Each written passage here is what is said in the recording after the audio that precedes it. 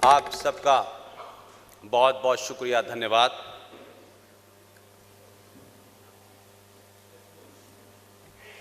आज के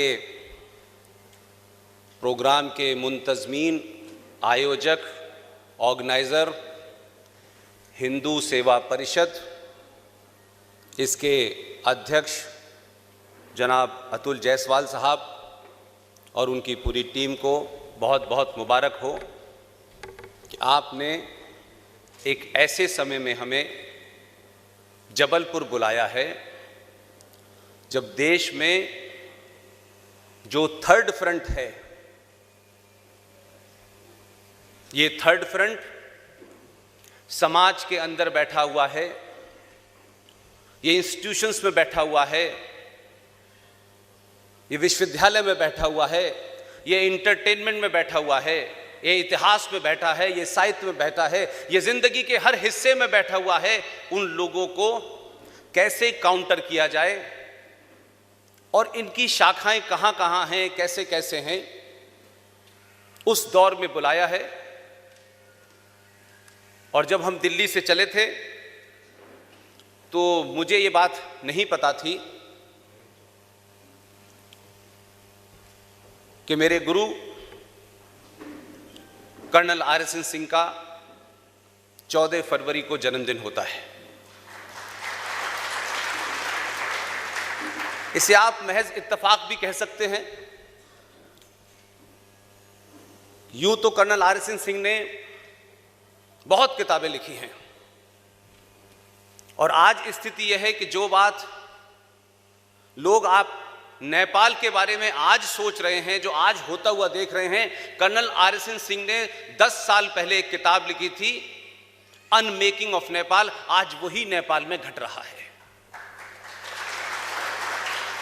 इसलिए कर्नल आर.एस.एन. सिंह की किताब, कर्नल आर.एस.एन. की एनालिसिस बहुत सारे वर्तमान दौर में लोगों को तत्कालिक तौर पे भले ही कॉम्प्लिकेट लगती हो, शायद लोगों को लगता हो कि नहीं ऐसा नहीं होने वाला,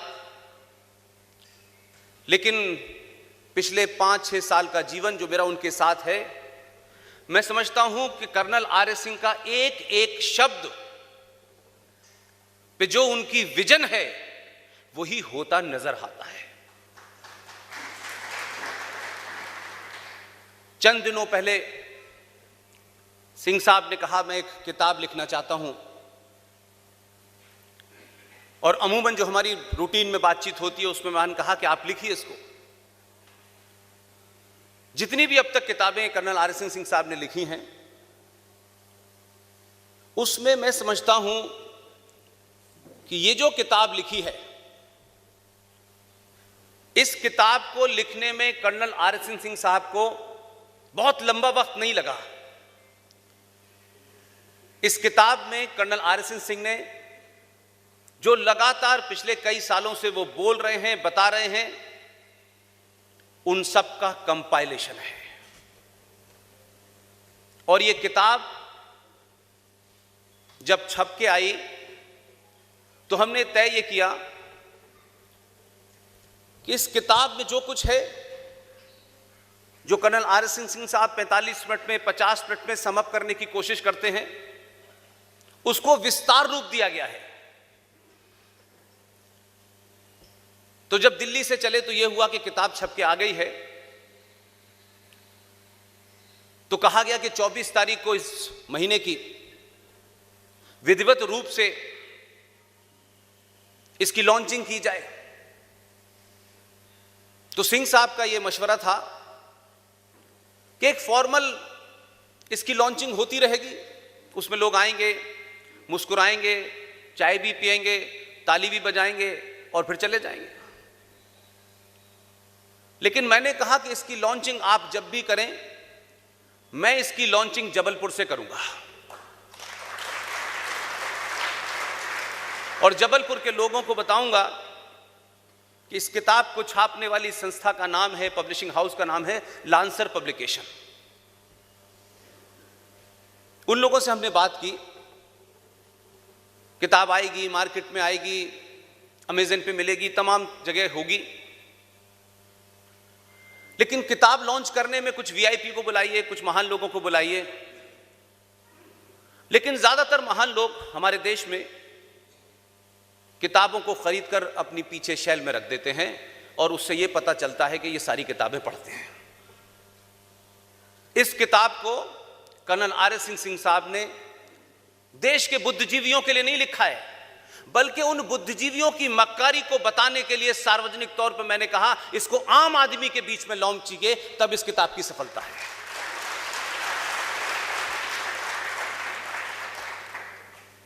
इस किताब का हिंदी संस्करण भी जल्दी आएगा। इस किताब की कीमत कोई 700 रुपए से ज्यादा रखी गई है। जो इसके पब्लिशर हैं, मैंने उनसे कहा कि बहुत अच्छी किताब को कोशिश करना चाहिए कि उसमें प्रॉफिट लॉस कम देखना चाहिए और मकसद यह होना चाहिए कि वो आम आदमी तक पहुंचे। उन्होंने कहा कि हम आपको 500 रुपए में ये किताब देते हैं। इस किताब को आप खरीदें न खरीदें ये इशू है ही नहीं, लेकिन इस किताब को जहां भी मिले इसको पढ़ें और इसमें अलग अलग तरीके से कैसे भारत की जड़ों के अंदर इस सेकुलरिज्म, भाई भाई सारे धर्म बराबर हैं, हर धर्म शांति की बात करता है, कैसे उन जड़ों में मट्ठा डाला जा रहा है और समाज को कुछ पता नहीं है। हम अपनी दुनिया में मस्त हैं, हमको कोई इससे फर्क नहीं पड़ता चलता जब तक कोई घटना ना घटे, और हम आदी हो चुके हैं या तो हम अपनी कायरता को छुपाने के लिए या उस लालच के तहत हम सामाजिक तौर पे झूठ बोलते हैं, सच बोलने की हिम्मत नहीं है। मुझे खुशी है इस बात की, लोग कहते हैं 2014 में सत्ता बदली है, मैं ये बात नहीं मानता। 2014 पैदा इसलिए हुआ कि पहले समाज बदला, इसलिए 2014 पैदा हुआ। और पहली बार मैं इस ट्रेंड को देख रहा हूं कि आपने जब 2014 पैदा किया तो लोगों को यह लगने लगा कि हो सकता है ये एंटी इनकम्बेंसी वोट हो, जो सत्ता पे काफी सालों से तो लोग उनसे बोर हो गए हो, कोई नया एक्सपेरिमेंट किया हो। मुझे भी ऐसा लगता था यह भी एक कारण हो सकता है, लेकिन राष्ट्रवादी ताकतों की सरकार को 2014 से ज्यादा महत्वपूर्ण मैं 2019 का चुनाव मानता हूं, इसलिए कि यह पहली बार हो रहा है कि सनातनी हिंदू समाज ने अपने ही व्यक्ति से बहुत अगर मगर करके सवाल पूछना ज्यादा मुनासिब नहीं समझा। उन्होंने कहा ये जो कर रहा है इसे करने दो, इसे पूरा टाइम दो, और जितना टाइम आपने दिया तो 2019 में 3 सीटें दी आपने। और मैं आपसे कह रहा हूं, मैं किसी राजनीतिक दल का न प्रवक्ता हूं, न 10 पैसे की उनकी मेंबरशिप है, न कोई ख्वाहिश है, न कोई ऐसा इरादा है। आप आज भी स्वतंत्र हैं कि किसको आपको वोट देना है, वो हमारा कोई मकसद नहीं है। लेकिन जरा थोड़ी देर के लिए सोचिए कि हम अपने अंदर की कायरता को, कमियों को छुपाने के लिए बहुत सारे तर्क और बहुत सारे लोगों को ढूंढ लेते हैं। ये उसके कारण हुआ, ये उसके कारण हुआ, हम ये थे। हम अपनी तथाकथित झूठी महानता का बयाखान बहुत करते हैं, लेकिन क्या सच बताइए, बड़े राष्ट्रवादी चिंतक और विचारक, बड़े हिंदू सारे संगठन इस देश में हैं, कोई गिनती नहीं है उनकी, कम गली गली मोहल्ले मोहल्ले हैं। क्या किसी ने सच बोलने की हिम्मत की? आपके अंदर जो डर बिठाया गया, जो झूठा इतिहास पढ़ाया गया, जो साहित्य पढ़ाया गया, जो नारे गढ़े गए, जो नेगेटिव बनाए गए, कभी उनकी तरफ ध्यान दिया? हम आज भी उसी झूठ में मुत्तला हैं। इसलिए सरकार बदली, सत्ता बदली, लेकिन समाज का बदलना सबसे ज्यादा जरूरी है।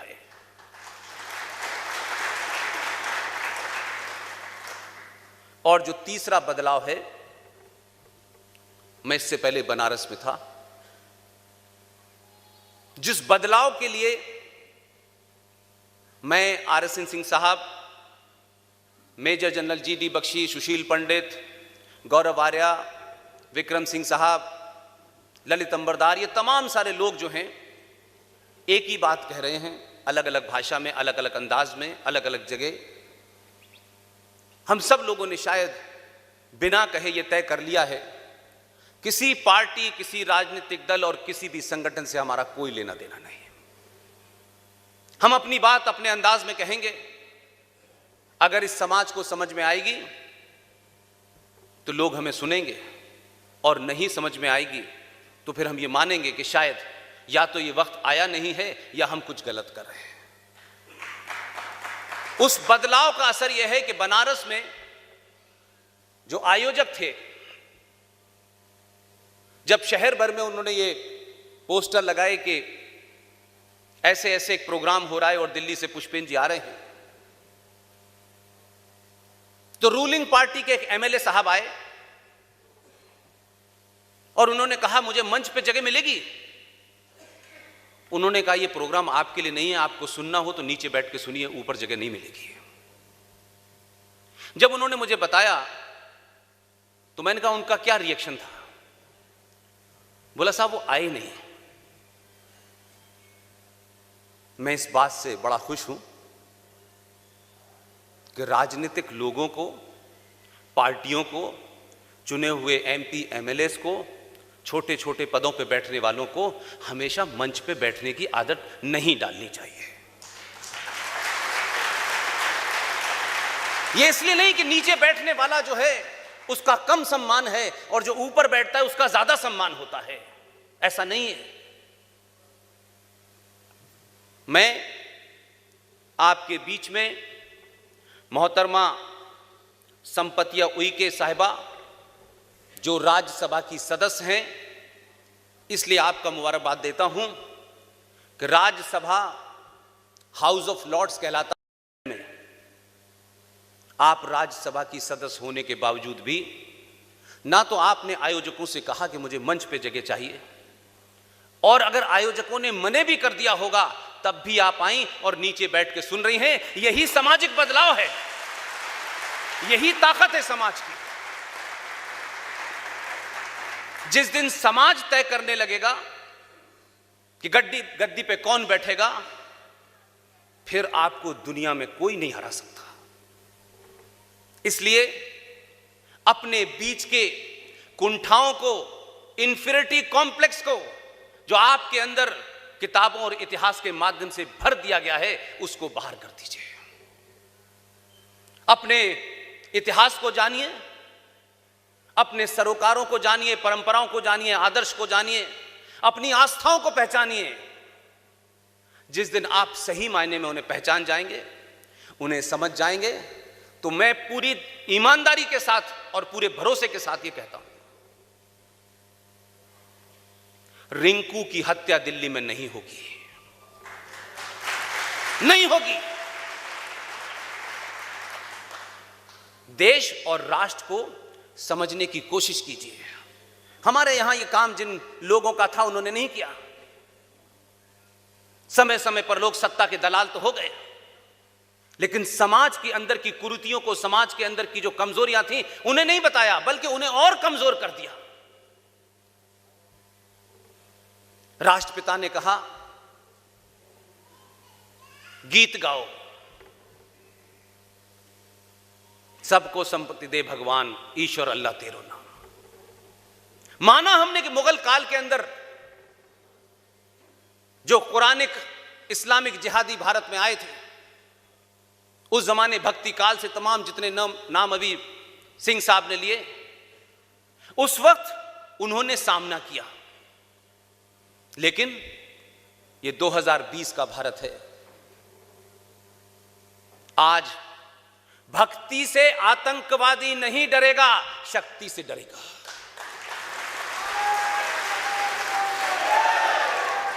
इसलिए ये हमारे नेताओं को, समाज सेवियों को, हिंदुत्व की बात करने वाले लोगों को समय समय पर भक्ति की जो हूक उठती है, उन्हें लगता है कि भक्ति में जाने से सब कुछ हो जाता है। और बार बार एक ही बात की रट लगाई जाती है। इसलिए जो देश और राष्ट्र का जो फर्क है, उसमें देश के प्रधानमंत्री, राष्ट्रपति, कैबिनेट, जो भी उन पदों पर बैठे हैं, उनकी सीमाएं होती हैं। लेकिन उन सीमाओं में रहते हुए भी अगर आप सड़क बनाने, हवाई जहाज उड़ाने के लिए आए हैं, लेकिन आपके मन मस्तिष्क के अंदर राष्ट्र के प्रति अगर निरंतर कोई चिंता है, तो आप उसके रास्ते कैसे निकालते हैं? इसलिए मैं चाहता हूं कि शांति आपको चाहिए, शांति घर में भी चाहिए, अपने समाज में भी चाहिए, जिले में भी चाहिए, राज्य में भी चाहिए और देश में भी चाहिए। जिन लोगों को शांति चाहिए, शांति मांगने से नहीं मिलती है। जो काम वाली शांति होती है वो भी नहीं आती है।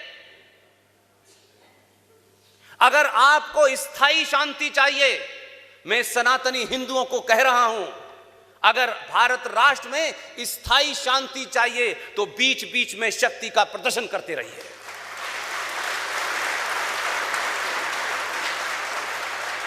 इसलिए ये जो धरती है, ये मां नर्मदा के किनारे है। ये मंडल मिश्र जगत गुरु शंकराचार्य की धरती है, जिन्होंने बड़ा शास्त्रार्थ किया था। लेकिन ये बात मैं आपके सामने इस ईमानदारी के साथ कहना चाहता हूं कि हमारे चार शंकराचार्य हैं। अभी पुरी में कुछ देर के लिए उन्होंने मुझे बुलाया था, शंकराचार्य ने, मैं मिला उनसे। लेकिन एक सवाल मैं आपके सामने रखना चाहता हूं।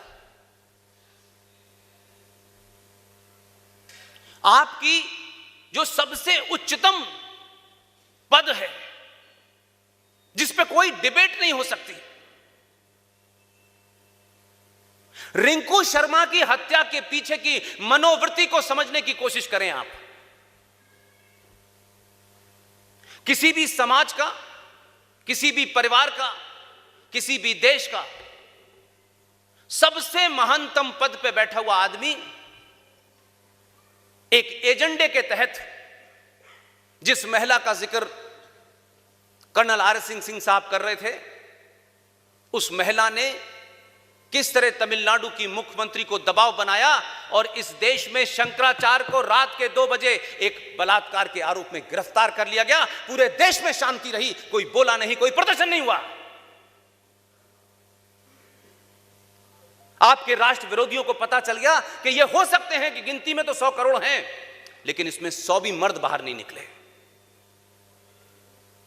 इसलिए आज दिल्ली के अंदर रिंकू शर्मा की हत्या हो जाती है, अंकित शर्मा की हत्या हो जाती है, राहुल राजपूत की हत्या हो जाती है, अंकिता की हत्या हो जाती है, अंकित सक्सेना की हत्या हो जाती है। हमारे समाज ने एक खास किस्म का एजेंडा बना लिया है। हत्या होने के बाद कुछ लोग टेलीविजन पे आके कहते हैं ये लॉ एंड ऑर्डर की प्रॉब्लम है, और कुछ लोग इसे कहते हैं कि हमें शांति से काम लेना है, सौहार्द बना के रखना है, हमें कोई ऐसा कदम नहीं उठाना जिससे सौहार्द खत्म हो। मैं कहता हूं यह सौहार्द 1000 बार खत्म होता हो जाए, लेकिन हमें सौहार्द को एक बार बिगाड़ ही देना है, पता चले कि दोबारा रिंकू शर्मा की हत्या न हो। अगर आप हत्याएं रोकना चाहते हैं तो इस सौहार्द की चिंता मत कीजिए। सौहार्द तो हम 1947 में भी बनाना चाहते थे, तब भी 10 लाख लोगों को मारे गए और यह देश का विभाजन हो गया और नपुंसक लोग सोते और बैठे रहे। और राष्ट्रपिता ने कहा कि मेरी लाश पे जो है पाकिस्तान बनेगा, लेकिन पाकिस्तान बन गया, राष्ट्रपिता की लाश तो नहीं हुई। ये झूठ मक्कारी का फरेब मत करिए, सत्य को पढ़िए। भावनाओं से देश चल सकता होगा, भावनाओं से राष्ट्र चलता है, भावनाओं से देश नहीं चलता। देश को चलाने के लिए आपकी विल स्टील जैसी होनी चाहिए। देश ठीक ठाक चल रहा है, इसीलिए कुछ लोग परेशान हैं।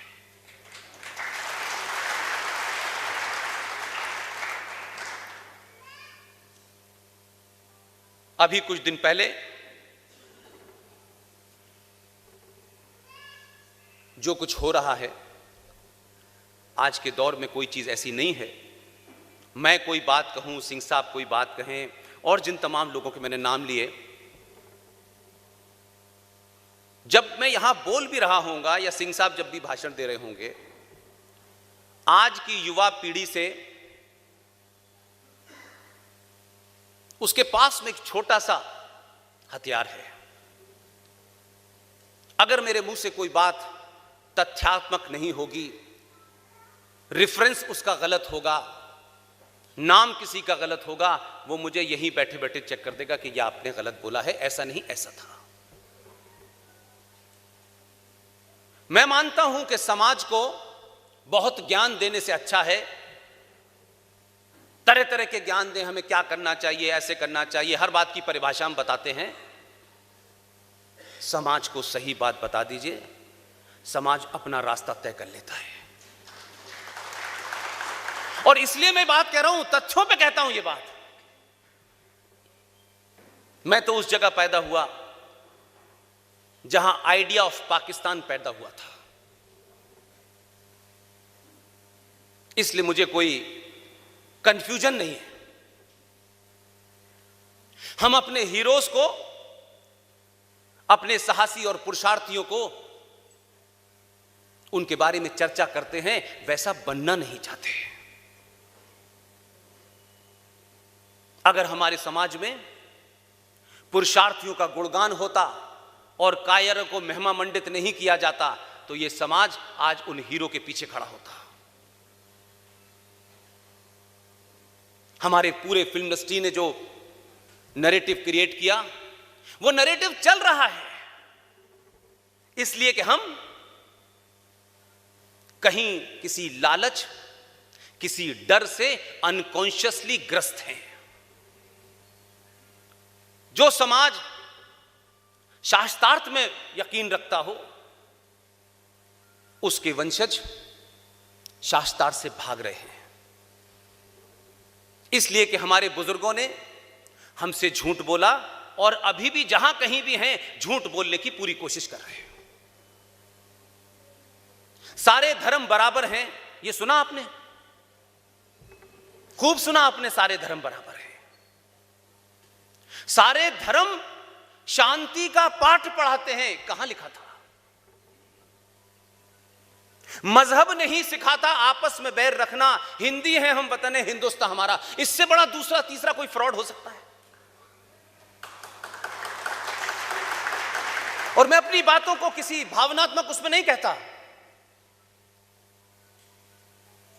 ठीक ठाक एक कैरियर 25 साल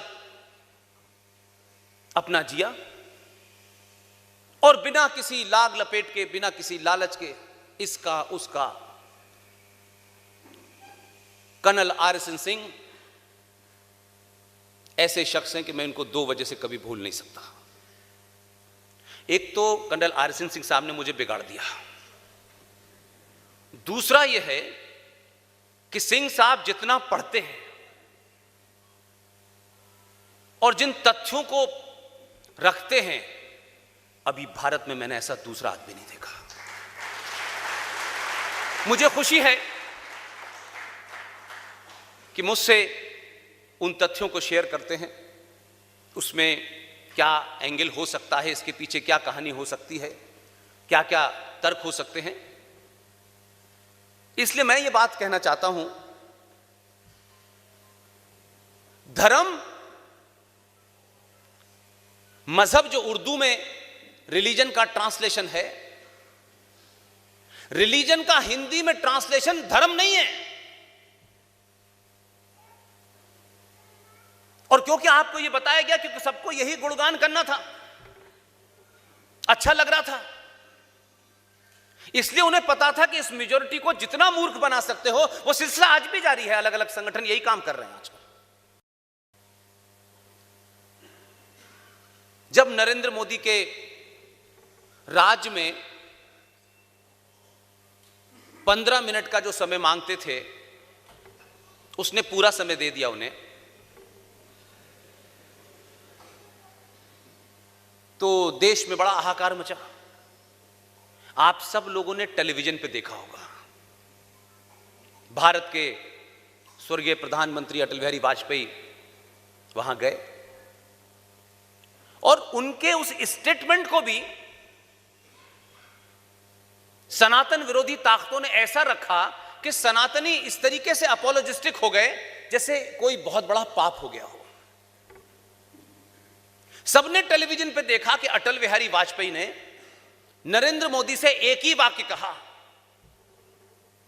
आप राजधर्म का पालन कीजिए। उन्होंने भी राजधर्म का पालन किया, लेकिन आपके यहां उसका क्या मतलब निकाल लिया गया। देखो, अटल जी ने कहा राजधर्म का पालन कीजिए। अब कुछ लोग धर्म से इतने कंफ्यूज हैं कि उनको लगा कि ये रिलीजन का कोई हिंदी वर्जन है, कि शायद वो मोदी से कह रहे हैं कि मंत्रोच्चारण करो, पूजा करो, हवन करो, शायद वो ये कह रहे हैं। इसलिए धर्म आपकी ड्यूटी को कहते हैं। एक एमपी की ड्यूटी क्या है, एक समाज सेवक की ड्यूटी क्या है, एक पिता की क्या ड्यूटी है, एक बेटे की क्या ड्यूटी है। आपका कर्तव्य और आपके दायित्व को धर्म कहते हैं। धर्म का मतलब पूजा पद्धति नहीं होता, लेकिन जो 1400 साल पहले रेगिस्तान में ऊंट पे खड़े होकर के खजूर तोड़ते थे, वो ये बता रहे हैं। उन्होंने अपने उस कुरानिक सभ्यता, कुरानिक सिविलाइजेशन, जिसे आप इस्लामिक सिविलाइजेशन कहते हैं, उन्होंने कैसे गधे और घोड़ों को एक सफ में खड़ा कर दिया।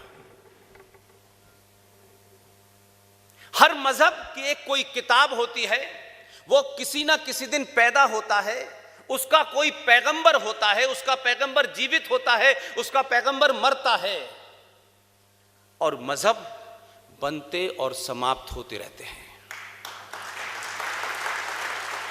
अकबर ने भी एक मजहब चलाया था, दीन-ए इलाही, ढूंढे से नहीं मिल रहा।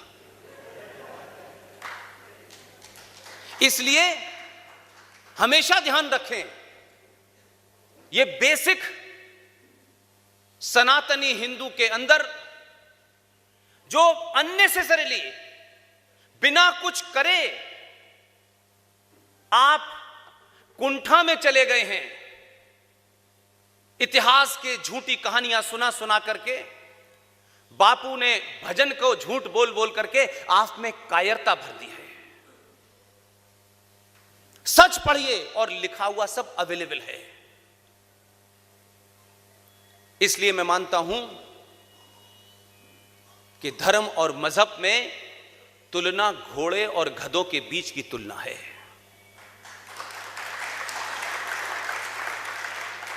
ये जो ब्रह्मांड है, यूनिवर्स है, जिसे कायनात कहते हैं, इसका एक सिस्टम है। सूरज निकलता है, डूबता है, पानी, हवा, सब कुछ चलता है। हम शुद्ध रूप से सनातनी लोग हैं, और सनातन का अर्थ होता है शुद्ध साइंस। दुनिया में हमसे बड़ा कोई साइंस पैदा कर ही नहीं सकता। हमारा जीवन सुबह से लेकर रात तक, और हमारा अंतिम संस्कार भी उसी साइंटिफिक बैकग्राउंड पर रखा हुआ है। जो काम हमारे संतों को, महंतों को करना था, वो आपके यहां कंप्यूटर बाबा और गोल्डन बाबा बन रहे हैं। संकट ये है, हर एक का काम तय है, हर एक की भूमिका तय है। ना मैं संत बन सकता, ना पुजारी बन सकता। मैं पत्रकार बना, 25 साल तक रहा। मुझे लगा कि अब पत्रकारिता का काम बंद कर देना चाहिए, कुछ और करना चाहिए। अब वो पूरी निष्ठा के साथ करने की कोशिश कर रहा हूं। लिहाजा मैं ये मानता हूं कि हमारा सुबह उठना, सूरज को नमन करना,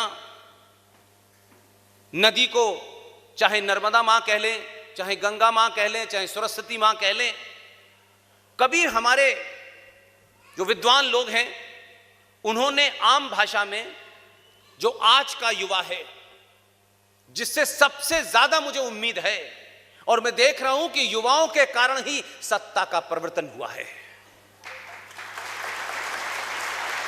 इसलिए जब इन युवाओं के बारे में कोई ये कहता है ना कि आज का युवा ये कर रहा है, मैं कहता हूं कि वो खराखर झूठ बोल रहे हैं। उसने अपनी भूमिका सही टाइम पे निभाई होती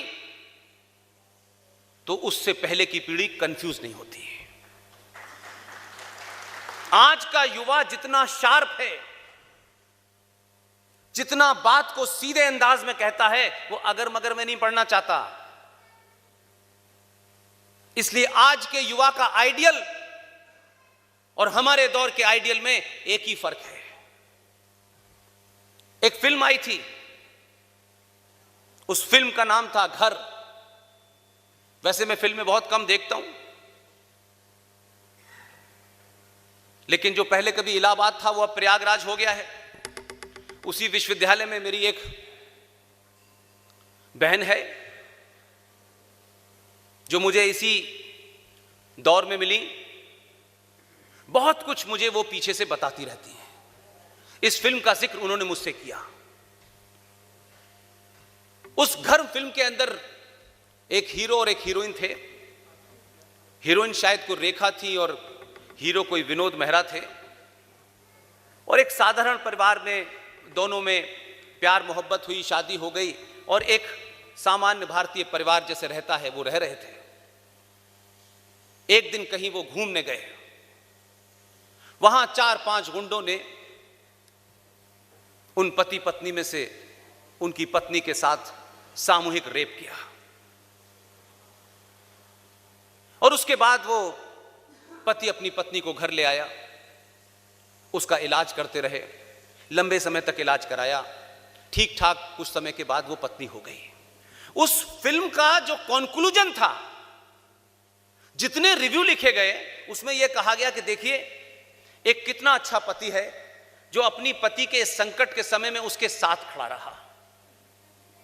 कुल मिलाकर के उस पूरे फिल्म का जिस्ट ये निकाला गया कि जिसकी पत्नी के साथ सामूहिक बलात्कार कर दिया हो, वो पति उसको रोक नहीं पाया, पूरे समय तक बाकी की जिंदगी में वो पत्नी उस साइकोलॉजिकल ट्रॉमा से निकलती है और फाइनली वो पति इस बात में सक्सेसफुल हो जाता है कि वो पत्नी से कहता है अब सब भूल जाओ, सब सामान्य हो जाएगा। पत्नी, क्योंकि वो पत्नी थी, उसने भी उसको यह एहसास दिला दिया कि मैं सब भूल गई। वो भूली नहीं थी। तो 70 के दशक की यह मूवी है और आज एक फिल्म आई बाहुबली। इसलिए कि मेरा आज का युवा फिल्मों से बहुत प्रेरणा लेता है। मेरी माएं बहनें मेरी बेटियों के समान जितनी बच्चियां हैं वो फिल्मों से बहुत अपने आप को ड्राइव करते हैं। आज आपके पास फिल्मों से अगर कुछ ड्राइव करना है तो 1-2 लाइन की मैं आपको कहानी सुनाता हूं।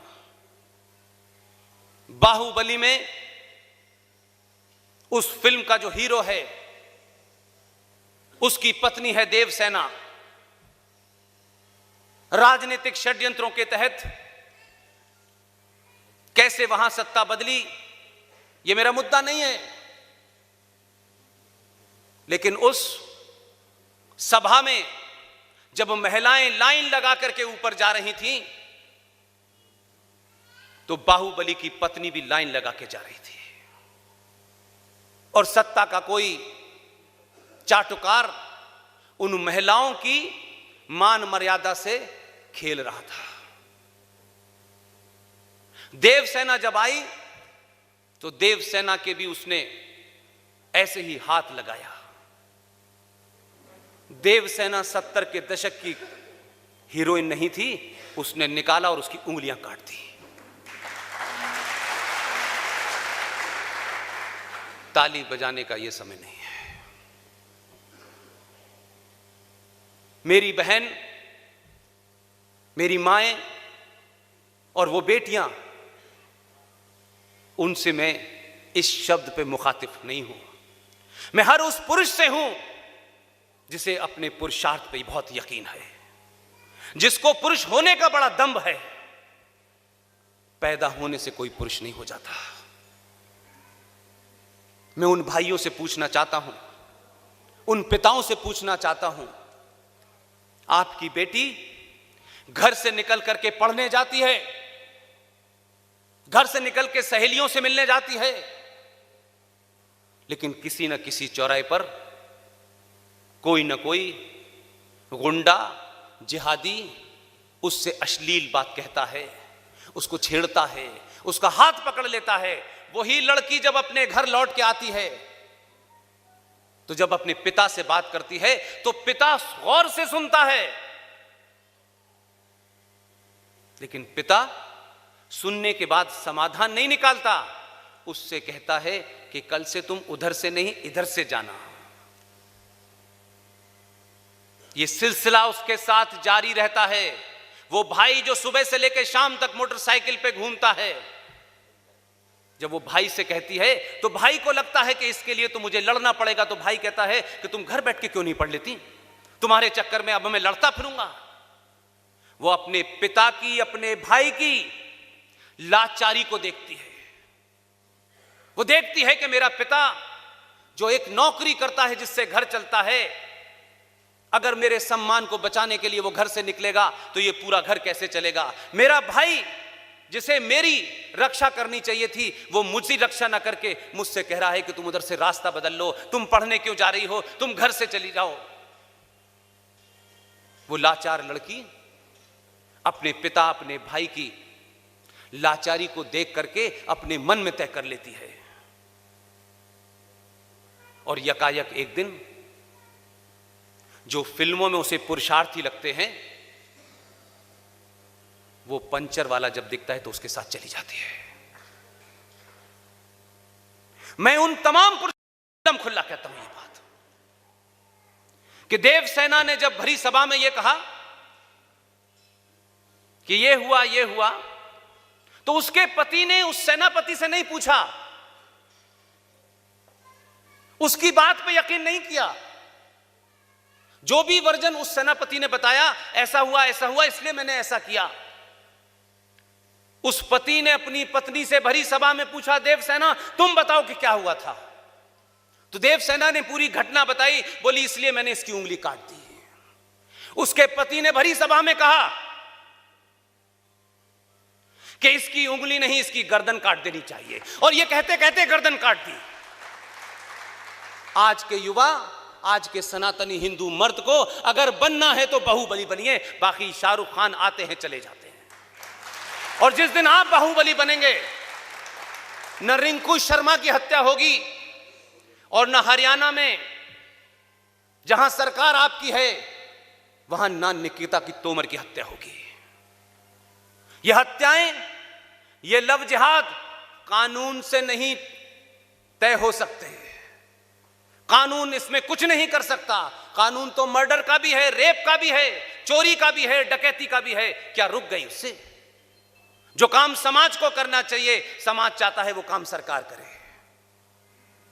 जिस दिन खेल का मैदान बदल देंगे, उस दिन कोई निकिता नहीं बनेगी। किसी लड़की का शव शादी करने के बाद अटैची में नहीं मिलेगा। इसलिए कोरोना की दवा ढूंढ ली भारत ने, जिहाद की दवा भी ढूंढो।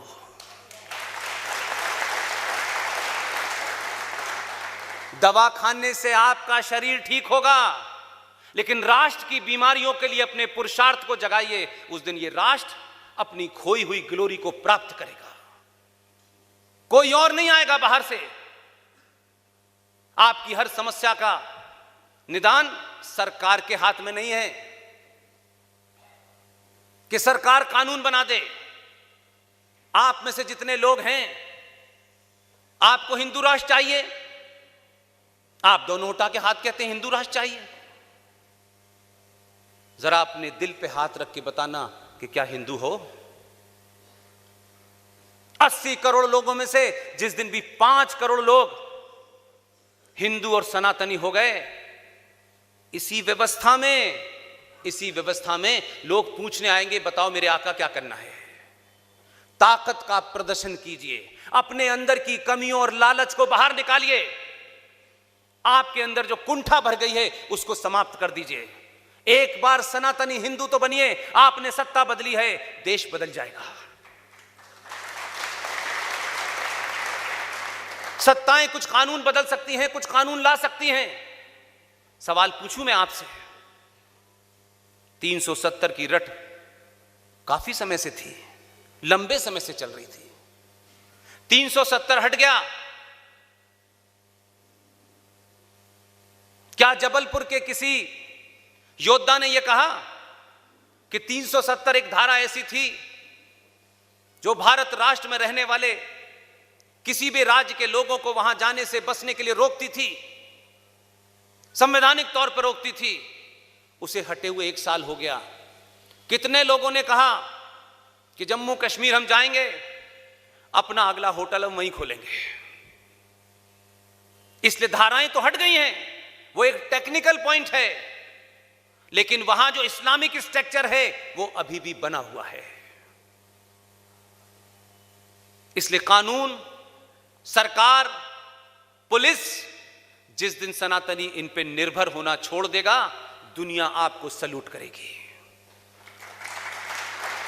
सच बोलिए। बुराड़ी की बात अभी सिंह साहब ने बड़ी लंबी कही है। आपने नैरेटिव क्या बनाए हैं?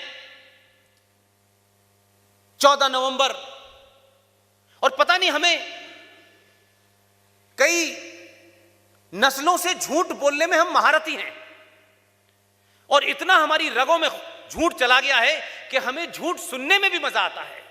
और कोई आदमी झूठ ना बोले तो उसे अचंभे से देखते हैं कि ये क्या बोल रहा है। अगर आपको लगता है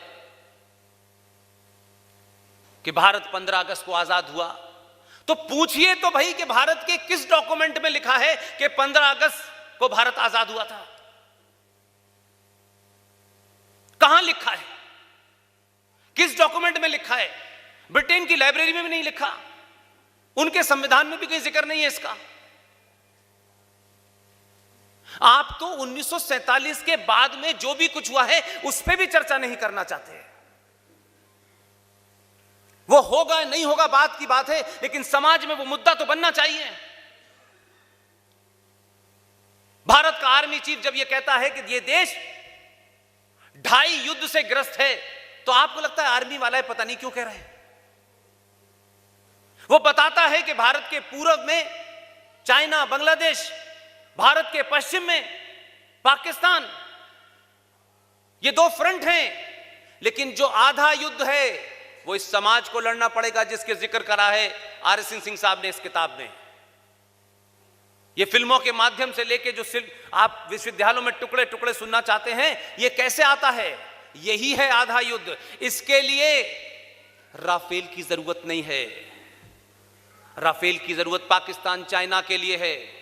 इसके लिए इस समाज के हर हिंदू सनातनी को राफेल बनना पड़ेगा। आपकी लड़ाई कोई दूसरा नहीं लड़ेगा, मुझे भी लड़नी है और आपको भी लड़नी है। आप अपनी योग्यता, अपने सामर्थ्य के हिसाब से तय करें कि आप क्या कर सकते हैं। बहुत लोग बहुत करोड़पति हैं, वो रात के अंधेरे में निकलें और देखें कि देश में जो लोग काम कर रहे हैं, हम उनको कैसे 10 पैसे दे करके मजबूत कर सकते हैं। जिनके पास समय है वो समय दे दें। सबको बंदूक लेकर के सेना में भर्ती नहीं होना है। इसलिए मैं कहता हूं कि अगर आप लिख सकते हैं तो लिखिए। आपके हाथ में इतनी बड़ी ताकत है, अगर आपका विचार अच्छा है तो लोग आपकी बात सुनने आएंगे। आप चिल्ला सकते हैं तो चिल्लाइए, आप बोल सकते हैं तो बोलिए। और अगर अभी भी इसमें असमर्थ हैं तो जो चिल्ला रहे हैं देश भर में, उनके साथ खड़े हो जाइए।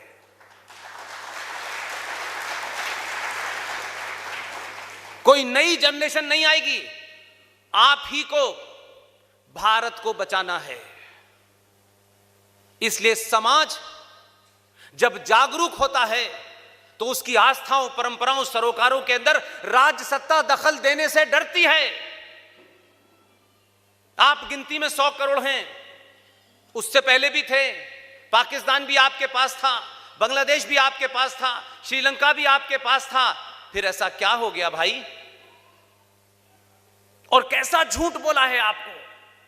यानी आपके जहन को, आपके मन मस्तिष्क को दुश्मन ने इस तरीके से हैक किया है कि आप उसकी भाषा, उसके नैरेटिव, उसके नारे को चिल्ला चिल्ला के बोलते हैं बिना सोचे समझे कि भाई हम क्यों बोल रहे हैं।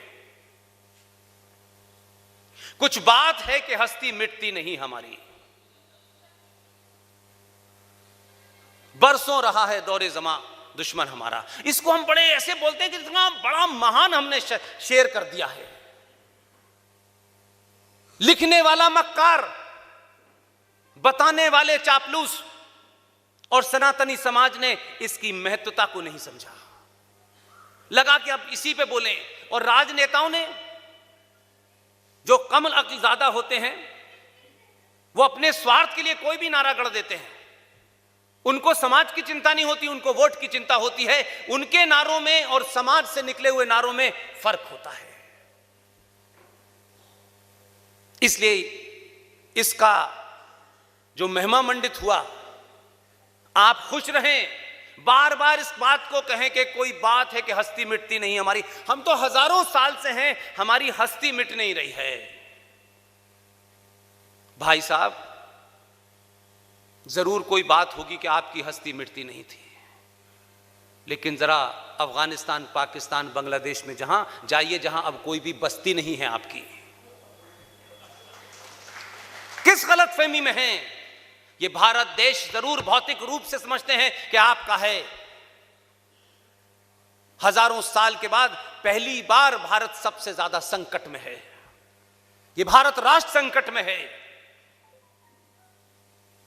इसलिए कि समाज के जो जगने की तेजी है, उस कारण आपके दुश्मन ने आपके बीच में नए नए झूठ, नए नए फरेब, नए नए नारे लॉन्च किए हैं। पाकिस्तान और भारत जब ये अलग हुए तो क्या मोहब्बत में अलग हुए थे कि नहीं नहीं तुम उधर चले जाओ, हम इधर चले जाते हैं? 10 लाख से ज्यादा लोगों की हत्या हुई है। इसलिए अपने हीरोज को पहचानिए, और जब आप हीरो को पहचान लेंगे तो 2014 और 2019 हजारों साल तक होता रहेगा। शर्माइए मत। यह पॉलिटिकली करेक्ट होने का, राजनीतिक तौर पर हमें सही दिखने की जो बीमारी है, ये बाहर निकाल दीजिए। हम वही हैं जो रहेंगे। अगर हम तुम्हें अच्छे लगते हैं तो ठीक, और नहीं लगते हैं तो थैंक यू वेरी मच। तुम्हारे लिए हम नहीं बदलने वाले हैं। और आप तो सौभाग्यशाली हैं, हम तो 50 की उम्र से बाहर निकल गए, लेकिन आज का 22 साल का लड़का, 21 साल की बेटी आपके सामने तो आपका एक चुना हुआ प्रधानमंत्री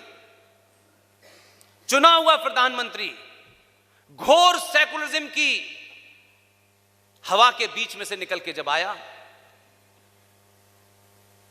प्रधानमंत्री बना। चीजों को बारीकी से देखिए। एक आदर्श बनने के लिए लोग उसको कुछ गाली देते रहें, लेकिन फिर भी वो ये जानता है, ऐसा नहीं है कि वो कोई जुपिटर से आए हैं। उनको पता है इसी समाज में लोग कैसे हैं। अपने ही लोग ज्यादा सवाल उठाएंगे, लेकिन फिर भी न उसे किसी की चिंता है कि कौन गाली देगा, कौन बुरा कहेगा। वो क्या करता है, इसकी 2-3 मिसालें देखिए। आप मुझे बताइए, मेरे पिता का नाम क्या है? मिश्रा जी। ये मेरी मां के अलावा कौन जानता है? क्या इस सच्चाई को कोई जान सकता है? क्या आपका पिता कौन है? सिर्फ आपकी मां जानती है, दुनिया की कोई ताकत नहीं बता सकती। इसीलिए मैं कहता हूं मां से बड़ा कोई सच है ही नहीं। और विश्वास क्या है? वो मां जिसको बता देती है कि बेटा ये तेरा पिता है, हम बिना केजरीवाल की तरह सर्टिफिकेट मांगे उसे पिता मान लेते हैं। हम प्रूफ नहीं मांगते उस मां से कि मां तू हमको प्रूफ दे कि यही मेरा पिता कैसे है। हम उस संस्कृति के लोग हैं। इसलिए मैंने सुना है ये आदिवासी इलाका भी है,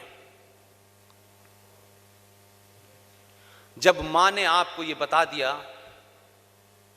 कि ये तेरा फादर है, फिर ये सफेद कपड़ों वाला फादर घर में कैसे आया? कैसे इसको आने दिया आपने? सनातन संस्कृति के मानने वाले लोगों, मां दुनिया में एक ही हो सकती है।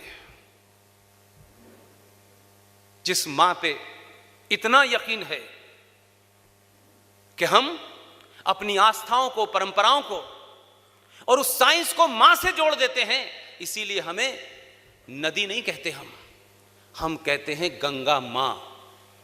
और इसलिए कहते हैं कि जितनी तुम्हारी मां पवित्र है उससे ज्यादा पवित्र इस गंगा को रखना, क्योंकि ये जीवन देती है, उसने पैदा किया है, ये तुम्हें जीवन देगी। हम उस परंपरा के लोग हैं। इसलिए मुझे दुख के साथ कहना पड़ रहा है, ये बात सब जगह कहता हूं मैं, कुछ आपको नया नहीं करना। हम आप एक साधारण से लोग हैं, हमारे चले जाने पे किसी को पता भी नहीं चलेगा, ना हमारे आने पे कोई देश में बड़ा कोई ऐसा बड़ा प्रोग्राम समारोह ऐसा भी नहीं है। हम बहुत साधारण लोग हैं भाई, आप ही की तरह जीवन जीते हैं। इसलिए मुझे करेक्ट क्यों दिखना है? मुझे इस बात की चिंता क्यों करनी है कि तिलक लगाने से लोग क्या कहेंगे, और धोती पहनने से लोग क्या कहेंगे, और पूजा करने से मेरे दोस्त क्या कहेंगे? वो दोस्ती किस बात की जो आपकी पूजा और तिलक लगाने से टूट जाए? ऐसी दोस्ती नहीं रखनी।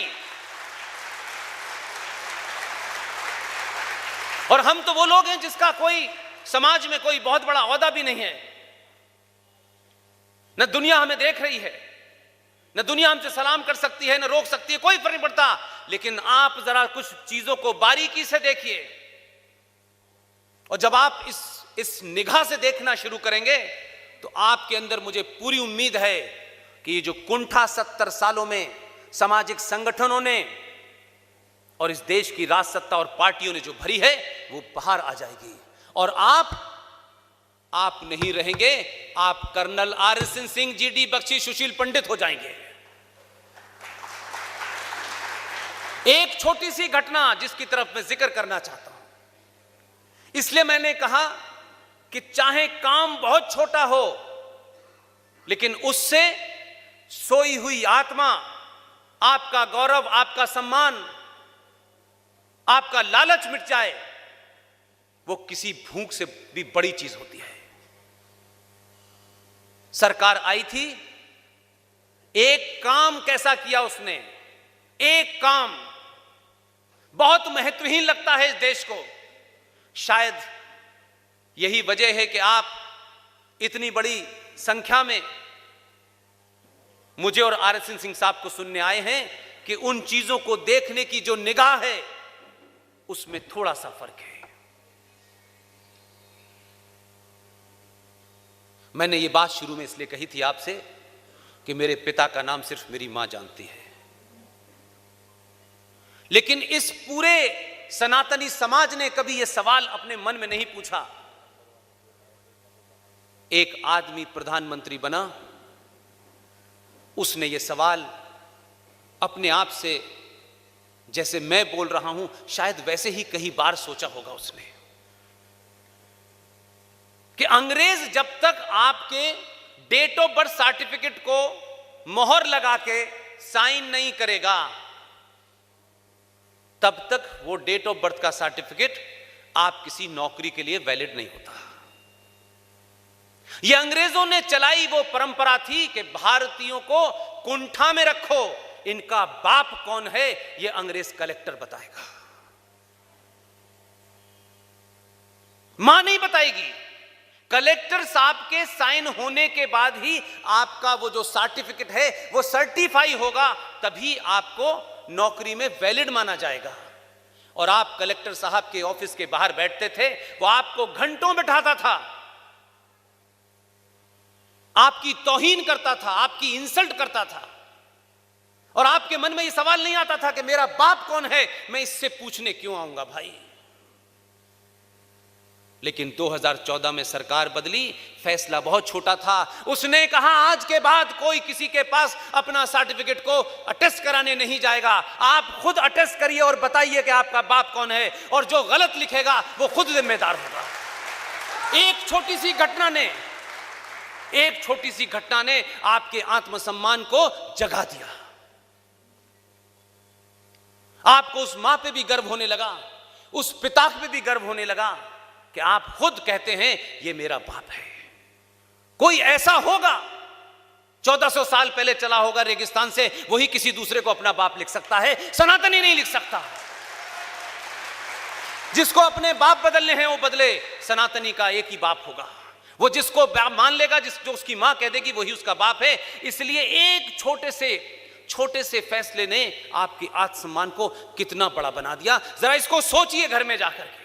छोटी सी बात है, बहुत बड़ी बात नहीं है, क्योंकि हम बड़ी बात का मतलब समझते हैं कि सरकार आई है तो जीएसटी में कितना फायदा मिलेगा, इनकम टैक्स में कितना फायदा मिलेगा।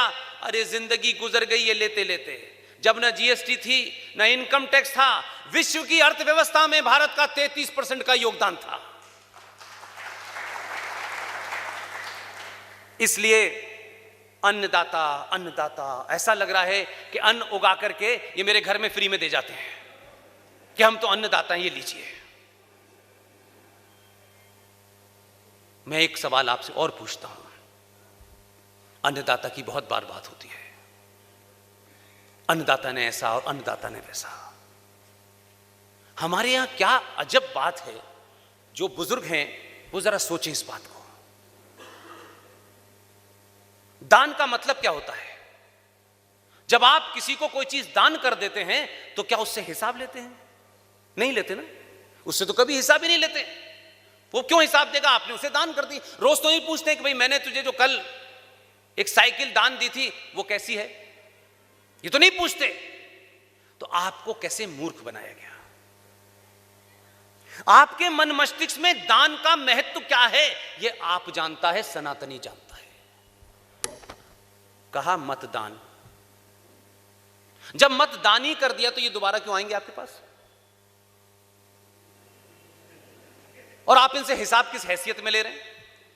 क्योंकि आप तो दान कर देते हैं अपने मत को कि ले मेरा मत जो दिल चाहे कर, अब हम तो पूछेंगे नहीं तुझसे। तो नरेटिव कैसे आपके दिमाग में होता है? भाई कोई मतदान, कोई अन्नदाता नहीं है। 2020 के भारत में आपको कोका कोला खरीदने के लिए भी पैसे चाहिए होते हैं, और अनाज खरीदने के लिए भी पैसे चाहिए होते हैं, और सब्जी खरीदने के लिए भी पैसे चाहिए होते हैं। और पैसे आप मेहनत से कमाते हैं, भारत सरकार को टैक्स देते हैं, उस टैक्स से उनको बिजली फ्री मिलती है, उस टैक्स से उनको सब्सिडी मिलती है।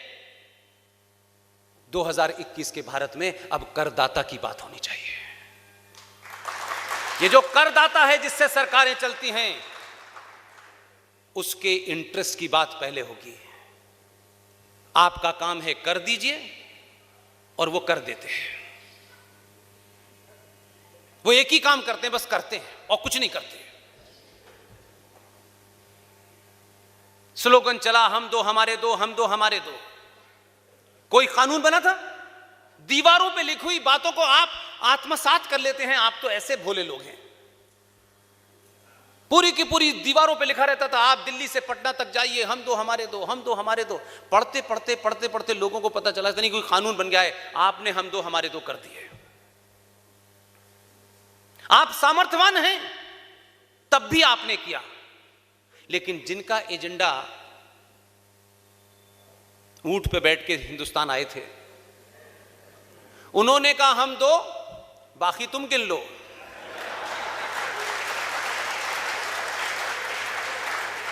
उन्होंने कहा हमारा काम करना है, गिनने विनने का काम आपका है, बाकी सरकार देखेगी कि इनको क्या देना है। ये अपंग हैं तो इनको कुछ अलग से दवा देनी है, ये दौड़ रहे हैं तो इनको 1 लाख रुपए देकर डीएम बनाना है, इनको पुलिस में भेजना है, और जब ये पुलिस में चले जाएंगे और डीएम बन जाएंगे और जज बन जाएंगे तो फिर ये फखरुद्दीन जज हो जाएंगे। हरियाणा के अंदर एक जगह है चरखी दादरी। हर मां और हर पिता और हर जीवित इंसान एक चावल से पता कर लेती है कि चावल पका है या नहीं। फखरुद्दीन नाम का जज भारत सरकार की तनख्वाह लेता है। चरखी दादरी में डिस्ट्रिक्ट जज था। एक हिंदू और एक मुसलमान के बीच में झगड़ा हो गया। ये सारे मीडिया में अवेलेबल है, कोई ऐसा नहीं है कि मुझे ही पता है। दोनों की तरफ से बातचीत सुनी जा रही थी।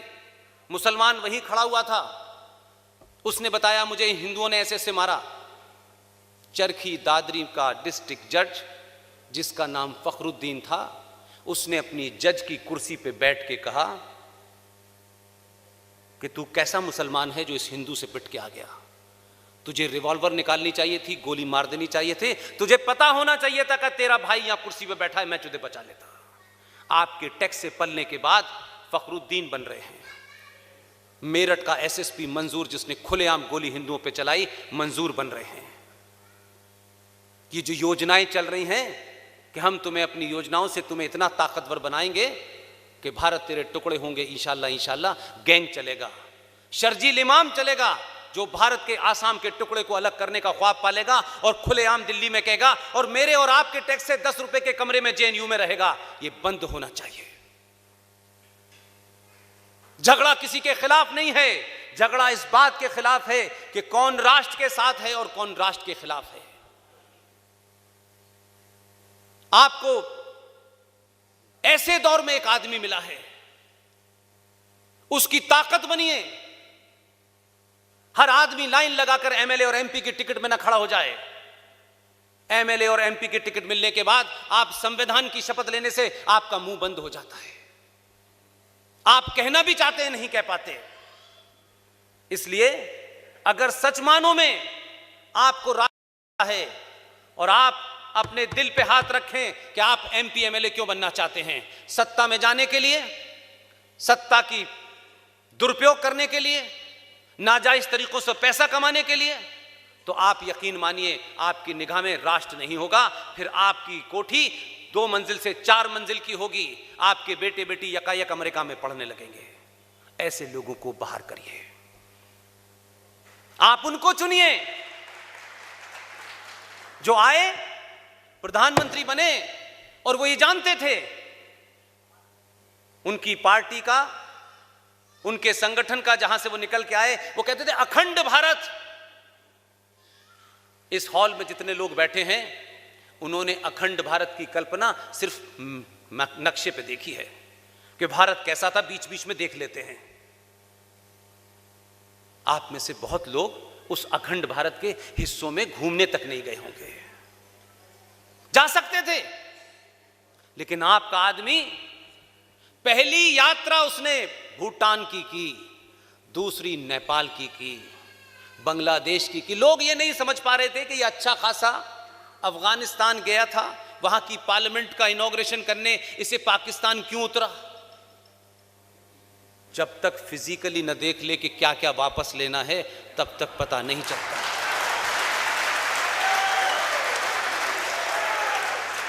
इसलिए सारे उन जगहों की उसने यात्रा की जो उसके एजेंडे में हैं।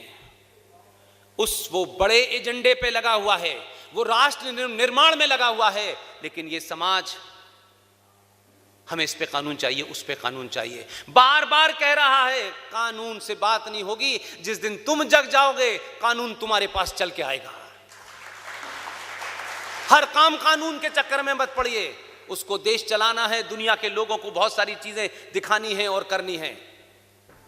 एक मोहतरमा थी, कई महीनों के बाद नजरबंदी से बाहर निकली हैं। उनके साथ बैठा, उन्हें समझा कि ये कश्मीरियत क्या होती है। वो बड़ी कश्मीरियत कश्मीरियत की बात करती थी। उसने समझा कि यार ये कश्मीरियत है कैसी कि ये कश्मीरियत भी कहते हैं, इंसानियत भी कहते हैं। और इसी कश्मीरियत और इंसानियत ने 5.5 लाख कश्मीरी हिंदू पंडितों को कश्यप ऋषि की धरती से भागने पे मजबूर कर दिया गया और 2,500 कश्मीरी हिंदू पंडितों का बलात्कार, रेप और मर्डर हुआ। 1200 मंदिरों को तोड़कर वहां पेशाब की जा रही है। उसने सोचा कि ये कश्मीरियत मैं भी तो समझूं कैसी है। उसने समझ ली, उनकी समझ में नहीं आई और फिर ऐसी समझाई कि वो ये कह रही थी कि अगर कश्मीर को छूने की कोशिश की तो हम 1947 बना देंगे। उसने कहा मैं 1947 से ही शुरू कर रहा हूं।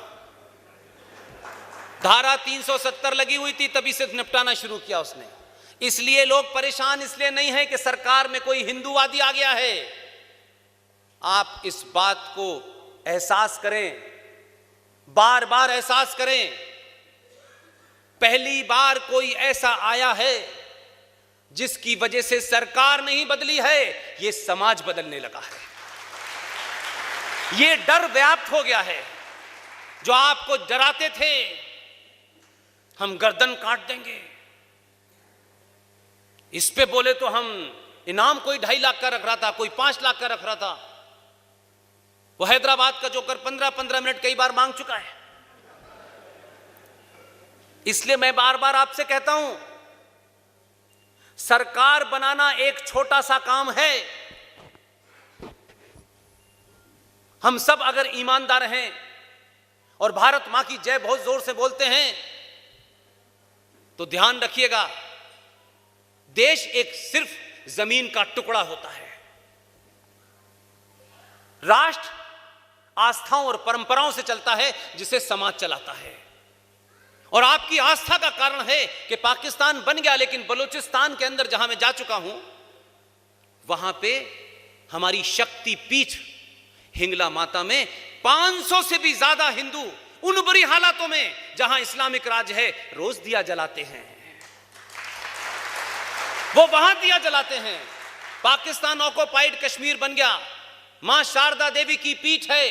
पाकिस्तान ऑक्युपाइड कश्मीर में माता शारदा का मंदिर है, वहां भी दिया जल रहा है। वो मेरे आस्था के केंद्र हैं, भले ही आज मेरे पास ना हो। इसलिए राष्ट्र बहुत बड़ी चीज होता है, देश एक छोटा सा टुकड़ा होता है। देश की रक्षा सेना पुलिस करती है, संविधान करता है, न्यायपालिका करती है। राष्ट्र की रक्षा के लिए समाज का एक एक आदमी करता है। इसलिए मैं राष्ट्र पे ज्यादा बल देता हूं। देश के लिए तो आपने सरकार बैठा दी है, वो अपना काम कर रही है। कैसे कर रही है? क्या हालत यह कर दी है कि मैंने कहा शुरू में, आप लड़ाई का मैदान जिस दिन बदल जाएंगे उस दिन कश्मीर के बॉर्डर से आपके शहर में आपके शूरवीर की लाश नहीं आएगी। लड़ाई का मैदान बदल दीजिए। धारा 370 और 35 हटते ही लड़ाई का मैदान बदल गया है। जो लाश इधर आ रही थी अब वो उधर गिरना शुरू कर दिया उन्होंने। इसलिए राष्ट्र की पहचान, राष्ट्र की परंपरा जो अनंत है, अनंत काल तक रहेगी।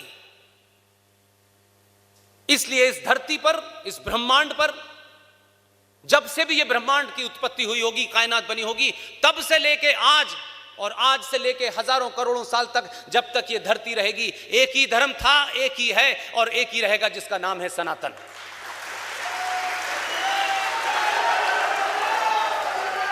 मजहब आएंगे, जाएंगे, समाप्त हो जाएंगे और ये प्रकृति का नियम है। ध्यान रखिएगा, ये प्रकृति का नियम है कि पेड़ 100 साल जिए, 50 साल जिए, 10 दिन जिए। जिसमें जान है उसका अंत निकट है।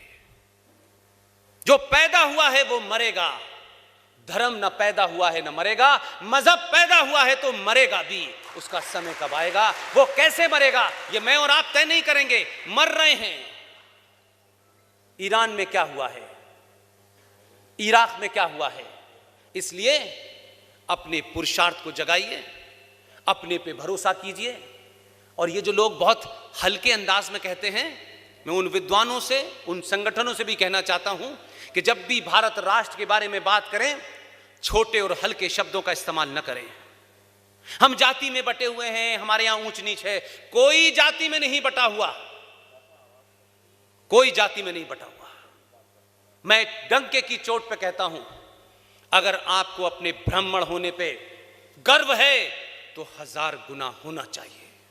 आपको क्षत्रिय होने पे गर्व है तो होना चाहिए, दलित और यादव होने पे गर्व है तो होना चाहिए। लेकिन सिर्फ साथ में मेरा एक छोटा सा राइडर है, ब्राह्मणों, अगर आपको अपने ब्राह्मण होने पे गर्व है तो होना चाहिए, लेकिन शास्त्र कहां है ये भी बताइए। क्षत्रियों, अगर तुम्हें अपनी बहादुरी पे गर्व है तो तुम्हारी तलवार कहां है? यादवों, तुम्हारी भैंस आजम खान ले गया है, वो भैंस तुम्हारी थी।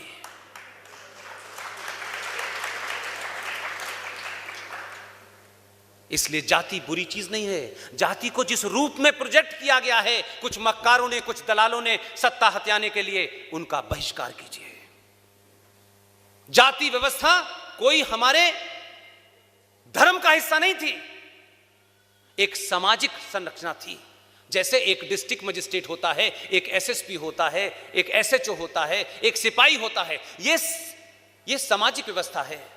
इसको बनाया गया इस समाज को चलाने के लिए, लेकिन इसका किसी रिलीजन से या किसी मजहब से कोई लेना देना नहीं है। ये समय समय पे बदलती रही है। आज भी लोग कहते हैं ये डॉक्टरों की जाति है, ये पत्रकारों की जमात है, तो क्या उससे कोई ऐसा होता है कि पत्रकार के घर में जो पैदा होगा वो पत्रकार ही बनेगा? और भगवान परशुराम, जिनको मैं अपना आदर्श मानता हूं, एक ही ब्राह्मण भगवान थे। उन्होंने क्या कहा? जन्म जायते शूद्र, मनुष्य जन्म से शूद्र होता है, अपने कर्मों से ब्राह्मण क्षत्रिय वैश्य ठाकुर बनता है। हम कर्मों से बनते हैं। अगर कोई ब्राह्मण अनाचार या अत्याचार करता है तो वो ब्राह्मण नहीं है। अगर कोई क्षत्रिय अपनी तलवार को भूल के कुछ और काम करता है तो फिर वो क्षत्रिय नहीं है। क्या भारत की फौज में, मुझे बताइए, सारे क्षत्रिय हैं? सारे ठाकुर हैं? वहां तो महार रेजिमेंट भी है, वहां तो दलित भी है, वहां तो यादव भी है, वहां तो ठाकुर भी है, वहां तो बनिया भी है। क्योंकि वो पुरुषार्थ का काम कर रहा है, इसलिए वो क्षत्रिय है। इसलिए जाति को अपनी कमजोरी मत मानिए। हां, जाति के दंभ से किसी कमजोर पे अत्याचार मत कीजिए। जो पीछे रह गया है, हजारों ब्राह्मण आज भी भारत में सीवेज को साफ करने का काम करते हैं, तो क्या उनका धर्म बदल गया? उनकी जाति बदल गई? जो जूता एक मोची बनाता था आज बाटा बनाता है। जूता बनाने वाले का नाम पूछा किसी ने आज तक कि किस जाति का हो? नहीं पूछा। इसलिए आपने पिछले कई सौ सालों में आपके लोग, जो आपको सत्ता पे, एक होता है ना कि जो कोई ऊपर पहुंच जाता है वो नीचे वाले को आने नहीं देता, लेकिन सनातन इसके खिलाफ है। हर एक की ड्यूटी, जिम्मेदारी है। इसलिए जाति मां के पेट से नहीं पैदा होती, कर्म से पैदा होती है। लेकिन अगर जाति से नुकसान भी हो रहा है तो मेरी जाति क्या है मुझे खुद नहीं पता। मैं ऐसी जगह पैदा हुआ जहां जाति क्या है मुझे नहीं पता। बहुत तक लोग मुझे पुष्पिंदर खां ही कहते थे। मैंने तो कुरान शरीफ पढ़ा, मैंने तो नमाज पढ़ी, अजान दी, मुझे तो कंपलसरी पढ़ना था। अब जिन्होंने मुझे नमाज पढ़ाई वो बेचारे बड़े परेशान हैं। बोली इतना पढ़ाने के बाद भी बिगड़ गया ये। तो कन्विक्शन आपका ठीक होना चाहिए। इसलिए मैं बार बार, एक आप लोग जय श्री राम का नारा लगाते हैं। भगवान मर्यादा पुरुषोत्तम राम हमारे आदर्श हैं। राम का नारा लगना कोई ऐसी बात नहीं है कि उसको मैं ये कहूं कि ये बुरी बात है। लेकिन भगवान राम के जन्म स्थली को 500 साल के इंतजार के बाद, 150 साल की कानूनी लड़ाई के बाद आपको मिल गया। मंदिर वहां भव्य बनना चाहिए, और इतना भव्य बनना चाहिए कि जो स्टैच्यू ऑफ लिबर्टी में रखने वाले लोग हैं उनको भी नजर आए, उनको भी नजर आए। इसमें कोई दो राय नहीं है। यह समाज अगर 10 पैसे से 1 रुपया और 1 रुपये से करोड़ देने में सामर्थ है तो जरूर दान करे, मेरा उस बात नहीं है। लेकिन मैं आपके सामने दूसरी बात रखना चाहता हूं। मंदिर भव्य बनेगा, बनना चाहिए। मैं कहता हूं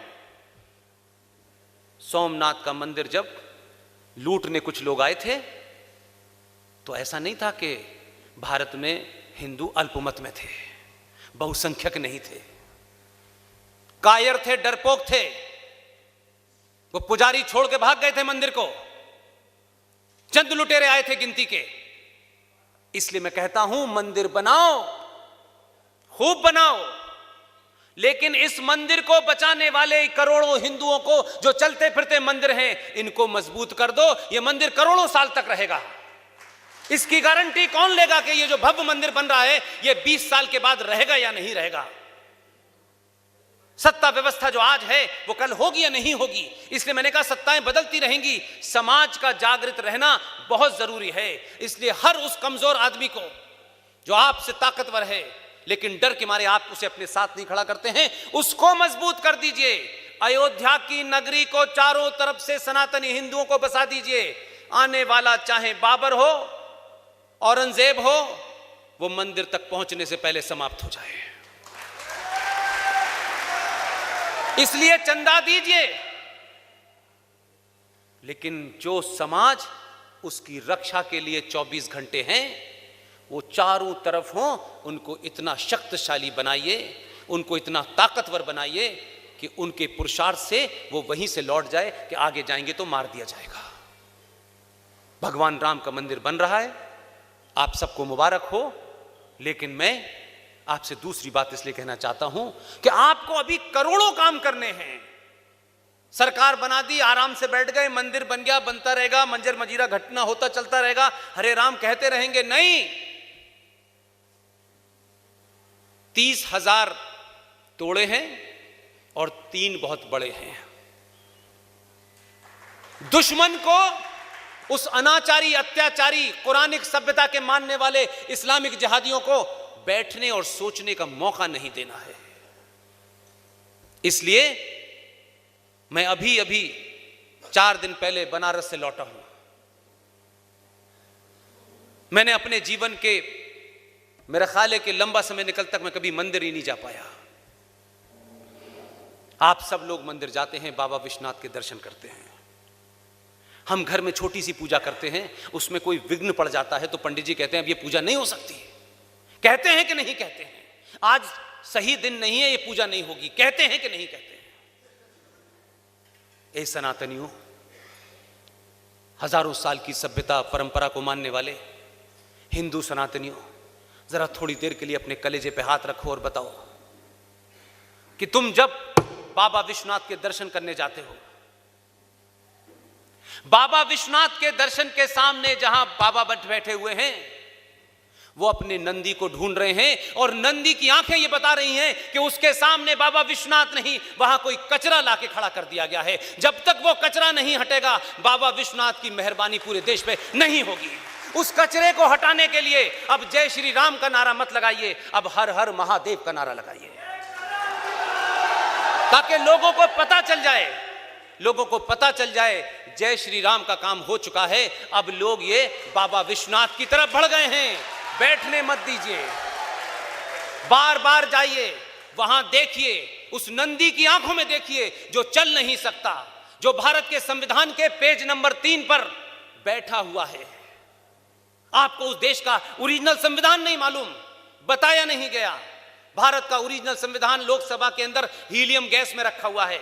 उस कॉपी की रेप्लिका कॉपी ओरिजिनल मेरे पास है, मैं बार बार अपने संबोधनों में उसका इस्तेमाल करता हूं। आपको पता चल जाए कि क्या क्या था आपके पास, औरंगजेब ने क्या किया, बाबर ने क्या किया। छोड़ दिए थोड़ी देर के लिए, 47 के बाद जो बाबर के वंशज इस देश में बैठे हैं उन्होंने आपके साथ ज्यादा बड़ा जघन्य अपराध किया है। भारत की ओरिजिनल कॉपी है संविधान, उस संविधान का पेज नंबर 3 है। पेज के ऊपर इंडस वैली के बारे में दिखाया गया है, नंदी बैठा हुआ है। पेज नंबर 5 के ऊपर भगवान राम, लक्ष्मण और सीता जी जब लंका से लौट रहे हैं तो बैठी हुई हैं। उसमें कृष्ण भी हैं, उसमें महावीर भी हैं, उसमें छत्रपति शिवाजी भी हैं, उसमें सुभाष चंद्र बोस भी हैं। इनको किसने हटाया? लोग संविधान के अंदर दुहाई देते हैं, लोग संसद में पास किए हुए कानून के खिलाफ बैठ जाते हैं, लोग सुप्रीम कोर्ट के फैसले के खिलाफ बैठ जाते हैं। ए सनातनियों, जबलपुर से शुरुआत करो, कुछ नहीं करना है, किसी के खिलाफ नहीं है। आप कहिए 1 लाख लोग रोज दिल्ली में धरना देंगे, हम सिर्फ ये मांग करेंगे कि भारत का जो ओरिजिनल संविधान जो बाबा साहब अंबेडकर ने बनाया था, उसमें आपने कितने भी अमेंडमेंट कर दिए करिए, वो सरकारों का काम है। भारत के एक एक बच्चे के पास ओरिजिनल संविधान की कॉपी पता चलनी चाहिए कहां है। पूछिए सवाल कि 1956 में भारत की पार्लियामेंट के अंदर बहस हुई, लंबी बहस चली। उस जमाने तो विजनरी भी मौजूद थे और कहा गया कि भारत का झंडा है, भारत का पेड़ है, भारत का फूल है, भारत का परिंदा है, भारत का जानवर है, हर चीज राष्ट्रीय है। इसलिए आपको कुछ करना नहीं है, कोई नई मांग नहीं करनी, आपको ऐसी मांग नहीं कर रहे जिससे देश टूट रहा है। क्योंकि आप अपने अधिकारों और आपको क्या मांग करनी चाहिए इसका थोड़ा सा शऊर जिस दिन आ जाएगा, उस दिन समाज की खोई हुई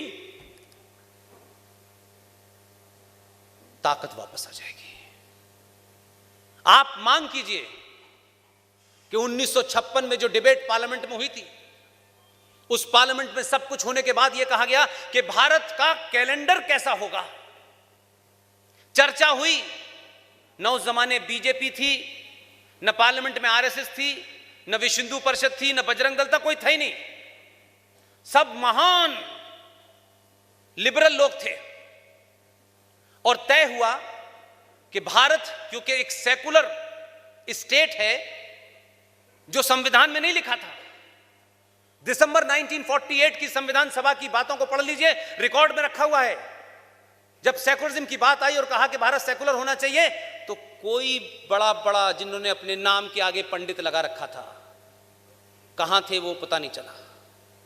कौन सी दुनिया से आए थे जहां पंडित लगता था, ऐसा तो कोई आदमी मिला नहीं आज तक हमें। उन्होंने, आप सोचिए कि जब ये सब कुछ हो रहा था तब भी ऐसे लोग नहीं उठे।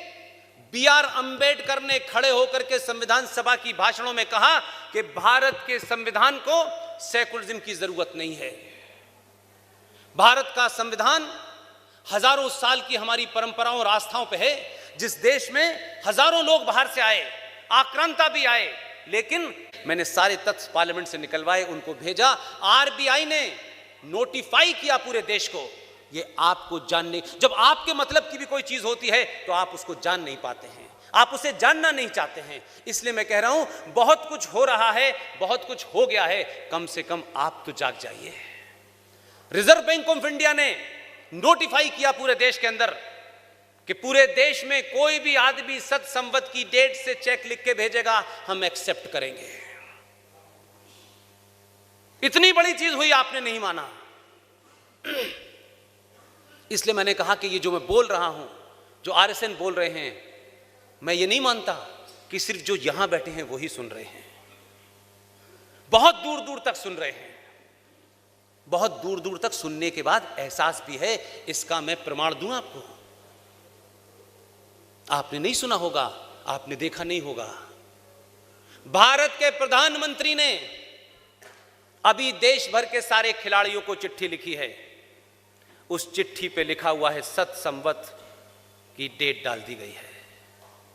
बदलाव ऐसे होता है खामोशी से, लेकिन जो चैतन्य समाज होता है, जो जागरूक समाज होता है, वो अपने इतिहास की अगर कोई घटना घटती है तो उसका वर्णन करता है, उसका व्याख्यान करता है। आप करिए। आपका ये जिला जिसे आप जबलपुर कहते हैं, मंडला, मंडला, वो मेरे दिमाग में जबलपुर जबलपुर घुसा हुआ है, लेकिन जबलपुर भी आपका ही है ना। इलाहाबाद हाई कोर्ट में मेरे बुजुर्ग जीवित हैं। जब तक आप अपनी एक फॉल्स ईगो, जिसे हम फॉल्स ईगो कहते हैं ना, जब तक इसे यहां से निकाल के बाहर नहीं रखेंगे तब तक कोई काम पड़ा नहीं कर पाएंगे। हम सब लोग अच्छी अच्छी नौकरियां छोड़ के आए हैं, कोई ईगो नहीं है कि हम ये हैं हम ये हैं, कोई ईगो ही नहीं है। आप हमको खाना खिलाएं न खिलाएं, आप हमें कुर्सी पे बिठाएं न बिठाएं, ऊपर बिठाएं नीचे बिठाएं, ये जिंदगी का हिस्सा ही नहीं रहा। जब आप बड़े काम करते हैं तो उसका असर कैसे होता है कि इस बात को बोलता रहा, दिल्ली में आवाज कैसे जाती है और वो आवाज कैसे काम करती है। 1.5 से 2 साल पहले नासिक के अंदर पहली बार एक मुद्दे को उठाया। जब लोग मुझसे पूछते हैं कि तुम्हारी बात को सुनता कौन है, तो मैं कहता हूं तुम्हें दिखाई नहीं देता तो मैं क्या कर सकता हूं। आप ईमानदारी से बिना किसी स्वार्थ के जरा एक बार जोर से बोल के तो देखिए, दुनिया भी सुनेगी और सत्ता में बैठे हुए लोग भी सुनेंगे कि समाज चाहता क्या है। नासिक की एक सभा में भारत के संविधान में आर्टिकल 333, आपने ट्रिपल तलाक सुना है, भारत के संविधान में भी एक ट्रिपल तलाक था, जिस धारा को 333 कहते हैं, 333। ये पता नहीं भारत के लोगों को। हम अपने कष्टों का कारण भी नहीं जानते और उनका निवारण हो जाता है उसको भी नहीं जानते। भारत का संविधान बना, उसमें कहा गया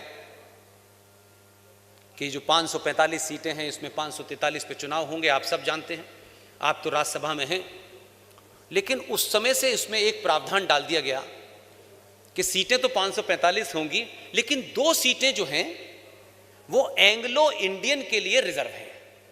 अब अगर मैं इस सभा में पूछूं 90% लोगों से कि ये एंग्लो इंडियन कौन है, तो नहीं पता। लेकिन जनरल नॉलेज से लेके सब रोज कहते हैं साहब Anglo Indian Anglo Indian Anglo Indian.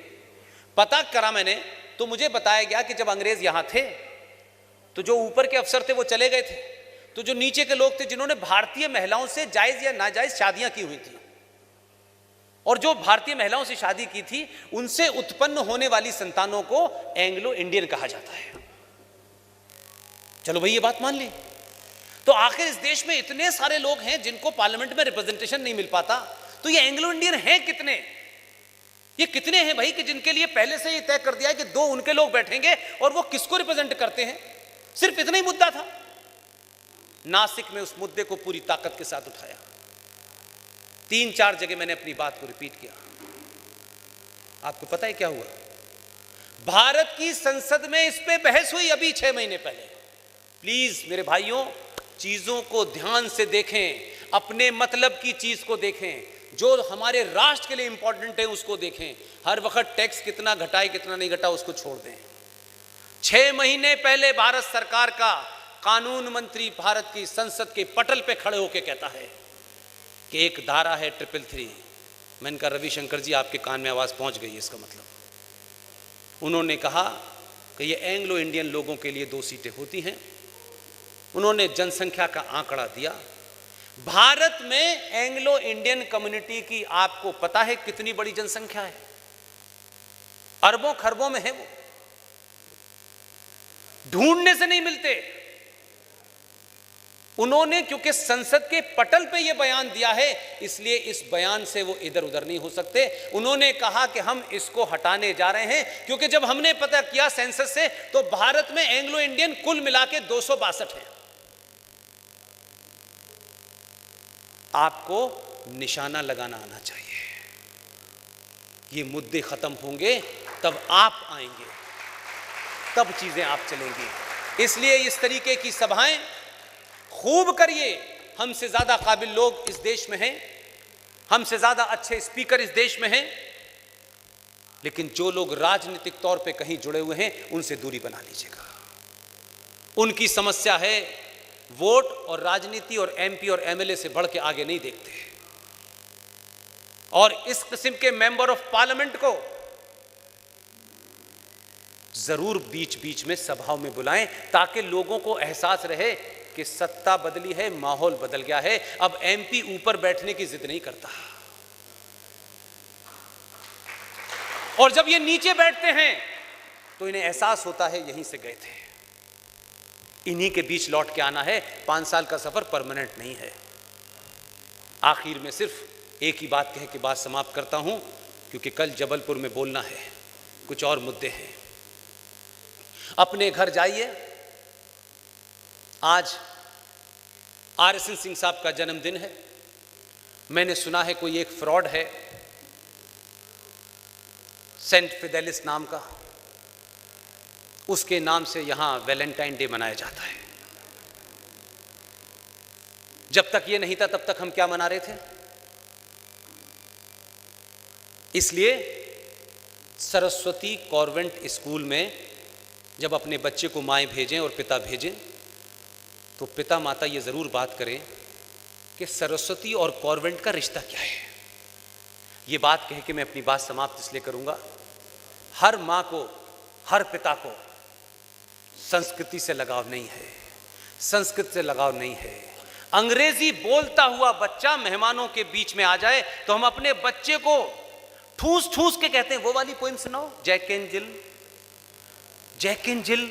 और जब तक वो सुनाता नहीं है तब तक उसकी विद्वता साबित नहीं होती, और पिताजी का सीना चौड़ा नहीं होता कि देखिए अंग्रेजी बोलता है, मैं तो बोल ही नहीं पाया, ये बोलता है। ये गर्व की बात नहीं, ये शर्म की बात है, ये गर्व की बात नहीं है। क्योंकि हम भेड़ चाल की तरह जी रहे हैं। कॉन्वेंट स्कूल की परिभाषा क्या है? कॉन्वेंट शब्द की परिभाषा क्या है? भारत के सनातनियों, एक बार उस सच्चाई को सुन लोगे तो मुझे लगता है कि आपको सिर्फ नफरत होगी, बल्कि जो कुछ आपने किया है उससे भी आपको डर लगेगा। यह यूरोप से निकली हुई एक कल्पना है। यूरोप में इंस्टीट्यूशन ऑफ मैरिज नहीं होता, शादी का कोई इंस्टीट्यूशन नहीं होता वहां। जैसे हमारे यहां शादी 7 जन्मों का रिश्ता होता है, तो जो ईसाई हैं उनके यहां marriage is not an institution. और वो जो खजूर खा के आए हैं उनके यहां शादी कॉन्ट्रैक्ट है 2 बिजनेसमैनों के बीच में।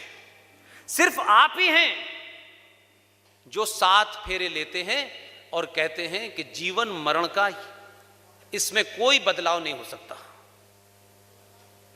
जहां वेस्ट में शादी का कोई कंसेप्ट नहीं है, इंस्टीट्यूशन नहीं है, उनके यहां महिला और पुरुष का